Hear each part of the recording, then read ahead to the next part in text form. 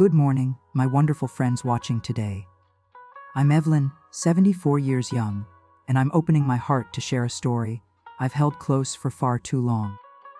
It's a painful tale, one that broke me when I learned my daughter was carrying my husband's child.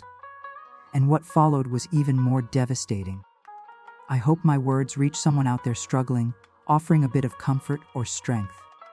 Before I dive in, I'd love for you to hit that like button and subscribe.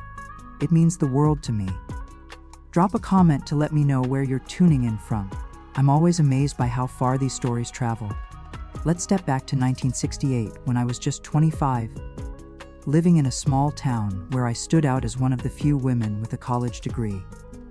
I was a pharmacist, a role that filled my heart with pride, even if some folks whispered that a woman's place was in the kitchen. I knew I was meant for more.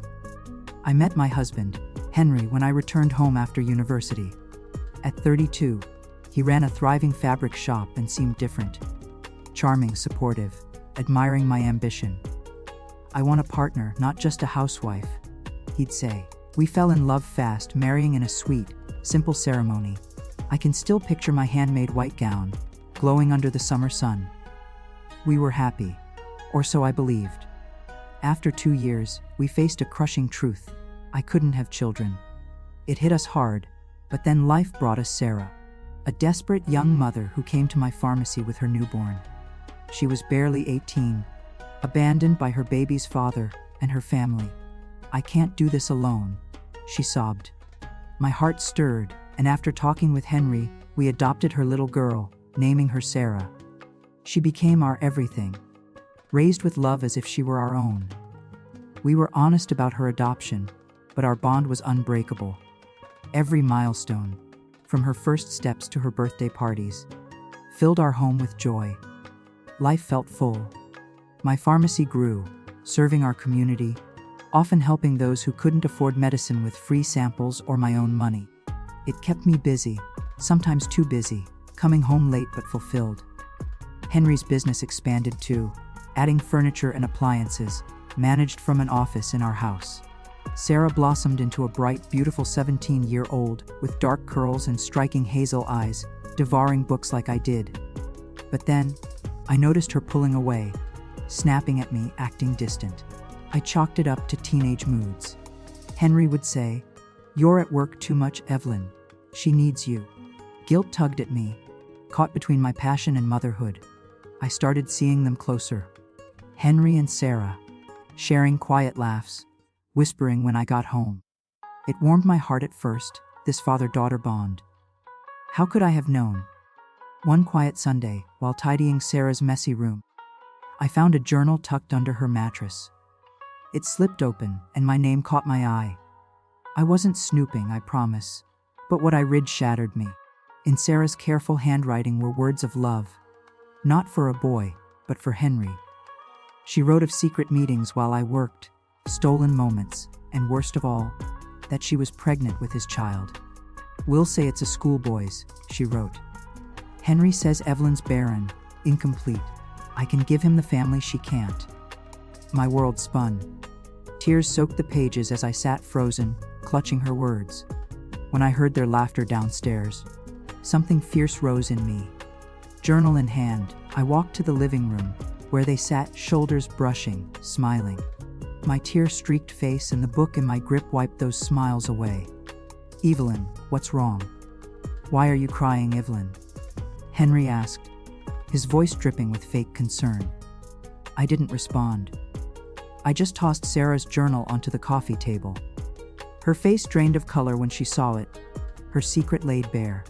Henry stayed calm, but I caught the slight clench of his jaw, his telltale sign of nerves. "Is it true?" I demanded, my voice steadier than my trembling heart. "Tell me yourselves." I prayed they'd deny it, call it a misunderstanding, a teenage fantasy. But no. Henry rose, towering over me, his eyes cold as ice. "It's true, Evelyn.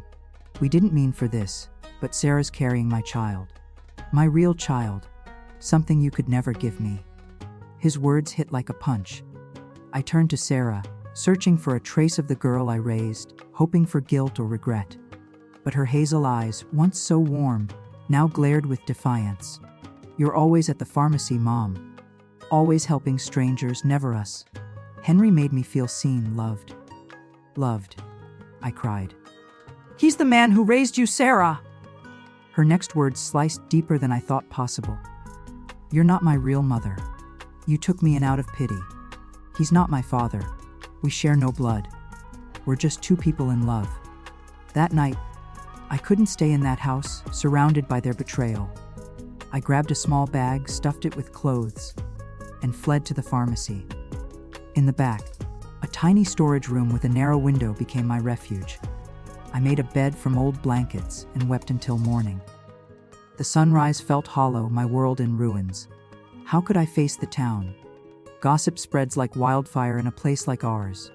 By afternoon, a knock came at the pharmacy door. It was Mrs. Carter, the neighborhood's chatterbox, picking up her heart medication. I tried to hide my puffy eyes. "Evelyn, I heard what happened," she said, hesitating. "The town's buzzing." My stomach dropped. "What are they saying?" She avoided my gaze. "They say you neglected your family, always at work, never home. That you drove them to this." Each word stung, blaming me for my own heartbreak. "And Henry?" "Sarah," I pressed. She sighed. "Some call it romantic since she's not his real daughter. Henry's telling everyone he'll take care of her, and the baby. That you knew you couldn't give him a family." I handed her the pills and shut the door, collapsing in the storage room, tears falling again. Days later, Henry strode into the pharmacy, polished and smug, his cologne choking the air. "What do you want?" I asked, barely holding steady. "To settle this, Evelyn. The town's talking." "Let them," I snapped. He smirked, a look that once charmed me, but now turned my stomach. "I'll buy your share of the house. Take the money, start over elsewhere. Spare us the drama. The house we built together, now a bargaining chip. No, Henry. I won't run. This is my home, my work." His mask slipped, anger flashing. "Then we'll do this the hard way. I'm filing for divorce, abandonment. And the pharmacy, it's in both our names. Half is mine." He leaned closer, his scent overwhelming. "Take the deal, Evelyn. You've got a week." He left, and I sank to the floor sobbing. They'd taken my family. Now they wanted my purpose. The weeks that followed were brutal. Customers dwindled. Swayed by lies Henry and Sarah's father spread, that I overcharged the poor, tampered with drugs. In court, Sarah, her belly rounding under a modest dress, testified against me. "Mom cared more about her patients than us," she said, crocodile tears fooling the judge. I tried to explain my work, my love, but my voice felt weak against their story. The divorce stripped me of the house and most of our savings. I kept the pharmacy, but only by paying Henry a sum that left me scraping by. Those months broke me, yet the pharmacy remained. My lifeline, my fight. The pharmacy was crumbling, barely covering its bills. I had to let my only helper go, managing everything alone, opening at dawn, closing late. At night, I curled up in the storage room, too broke to rent a proper place. The hardest part, seeing Henry and Sarah strolling through town, arm in arm, her belly swelling. Folks seemed to forget he was once her father. To them, they were a happy couple awaiting their first child, while I was the broken woman who lost it all. Their son, my grandson, arrived in mid-1969. Mrs. Larson, a loyal customer, told me they named him James. A boy I'd never hold as family. I tried to focus on work, on the few who still trusted my pharmacy, but in the quiet of that damp storage room, I wept, mourning my shattered life. Some nights, the pain was so heavy I thought of giving up. Not just the business, but everything. One stormy night, as rain pounded and the roof leaked, I sat on my makeshift bed, staring at the medicine shelves. As a pharmacist, I knew how to make it quick, painless. I held a few bottles, my mind racing with doses. Then, a thunderclap rattled the windows, followed by frantic knocks at the door. It was nearly 11 p.m. Who could it be? Fear gripped me. "Henry, maybe, come to ruin me further." The knocking grew urgent. Gripping a wooden plank for safety, I called, "Who's there? Please, I need help." A woman's voice cried. I cracked the door and saw a rain-soaked stranger, clutching her side. I'm Clara, she gasped. My car broke down. I saw your light. I'm in pain, maybe my gallbladder. I let her in, her face pale with agony. In the storage room, I checked her pulse, gave her pain relief and anti-inflammatories. You're not from here, are you? I asked. No, she groaned. I'm a doctor, moving to run the town's clinic. A doctor unaware of my past, untainted by gossip. A spark of hope flickered in me. With the storm raging, I offered her my blanket pile to rest. We shared that cramped space, two strangers bound by chance. Morning came, gray and heavy. I brewed weak coffee with what I had. Clara, feeling better, sipped it gratefully. You saved me last night, she said, perched on a crate. She was a widow, childless, starting fresh in our town. I don't know why, but I poured out my story. Henry's betrayal, Sarah's cruelty, the town's scorn, my crumbling pharmacy. I braced for judgment, but Clara's eyes held only empathy, anger for my pain. You're stronger than you know, Evelyn, she said. You're still here fighting. Her words warmed a part of me long frozen. Clara stayed in town, her car stuck in repairs. She visited daily, watching me work, chatting with customers. Her presence softened the town's hostility. She was their new doctor, after all. One afternoon, as we mixed prescriptions, she proposed an idea. Your pharmacy's struggling, and the clinic's bare. What if we combined them? I could see patients in the back. You run the pharmacy up front. We'd serve everyone, even those who can't pay much. I stared, stunned. It was bold, risky. The town hates me, I said. She grinned, undeterred. They'll come for good care. Gossip fades when you're indispensable. That night, her words echoed. The pharmacy was dying. I had little left but a small stash of savings. By morning, I shook her hand. Let's do it.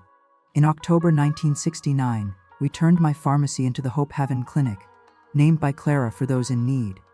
We pooled our money, transformed the storage room into her office, bought basic equipment. I moved to a tiny room at Mrs. Ellis's boarding house. A real bed, a hot shower, a shred of dignity. At first, patients were scarce, wary of me. But Clara was right. Travelers came, then the poor, then old customers. One day, Mrs. Larson returned. Hesitant. I hear you've got a doctor now. My heart's acting up. I booked her with Clara, and as she left, she paused. Some of us know you were wrong. Evelyn. Her words stunned me, a crack in the town's wall of scorn. The pain lingered. Seeing Sarah at the market, tired, holding James, our eyes meeting briefly before she turned away. I told Clara one night over dinner. I miss who they were, I admitted. She squeezed my hand, understanding without words. But the clinic grew, and with it, my purpose. We became a lifeline, bartering with those who couldn't pay. By 1970, we hired a nurse and an assistant, our little team a force of good. The town started to see me not as a failure, but as Evelyn, the pharmacist who fought back. The pharmacy was barely surviving, bills piling up faster than I could pay. I had to let my only worker go, running the place alone. Unlocking at dawn, locking up late. Nights were spent in the storage room, too poor for a proper home. The worst was seeing Henry and Sarah around town, hand in hand, her pregnancy growing. The town seemed to erase their past, seeing them as a couple in love, while I was the broken woman who lost everything. In mid-1969, their son was born. Mrs. Larson, a steadfast customer, told me they named him James. My grandson, a stranger to me. I tried to bury the pain, focusing on the few who still came for medicine. But alone in that musty storage room, I wept quietly, grieving my losses. Some nights, despair swallowed me. I considered ending it all, not just the business, but my life. One rainy night, as leaks dripped into buckets, I sat on my blanket pile, staring at pill bottles. As a pharmacist, I knew how to make it swift, painless. I held a few vials, calculating. Then, a thunderclap shook the windows, followed by desperate pounding at the door. Nearly midnight, who could it be? Fearing Henry's cruelty, I grabbed a wooden plank and shouted, "Who's there?" Help, please, a woman's voice begged.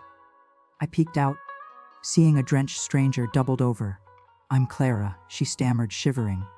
My car broke down. Your light was on. My stomach. It's agony. Maybe my gallbladder. I let her in, her face ashen. In the storage room, I checked her vitals, gave painkillers and anti-inflammatories. You're not local, are you? I asked. No. She winced. I'm a doctor, moving here to run the clinic. A doctor free of the town's gossip. A spark flared in me. A hope I thought was gone. With the storm raging, I offered her my makeshift bed. We shared the cramped space, warmed by sparse blankets. Dawn broke, gray and heavy. I made thin coffee from my meager supplies. Clara, improved, sat on a crate chair. You saved me, she said gratefully. She was a widow, her husband gone 2 years, childless, here to revive the town's clinic. You live here? She asked, eyeing my scattered belongings. Something about her kindness broke my walls. I spilled everything. Henry's betrayal, Sarah's cruelty, the town's rejection, my fading pharmacy. I braced for judgment, but Clara's eyes held only compassion, outrage for my pain. You're incredible, Evelyn, she said. Most would have quit. You're still fighting. Her words stirred something deep. Clara lingered, her car in repairs. She returned daily, watching me work, chatting with customers, softening the town's hostility. One afternoon, as we mixed prescriptions, she pitched a bold plan. The clinic's bare, your pharmacy's struggling. What if we merged them? I'd see patients in the back. You'd handle the front. We could serve everyone, even the poorest. Stunned, I hesitated. The town scorns me. Her grin was fierce. They'll come for quality care. Gossip dies when you're essential. Her idea haunted me that night.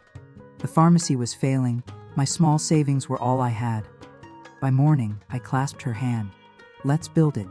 In October 1969, we launched Hope Haven Clinic, named by Clara for those in need. We pooled our funds, turned the storage room into her office, bought exam beds and supplies. I moved to Mrs. Ellis's boarding house, savoring a real bed and hot showers. At first, patients were few, wary of me. But Clara was right. Travelers came, then the poor, then old clients.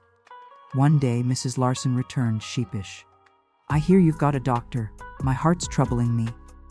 I booked her appointment, and as she left, she paused. Some of us know you were wronged, Evelyn. Her words were a lifeline. The clinic grew.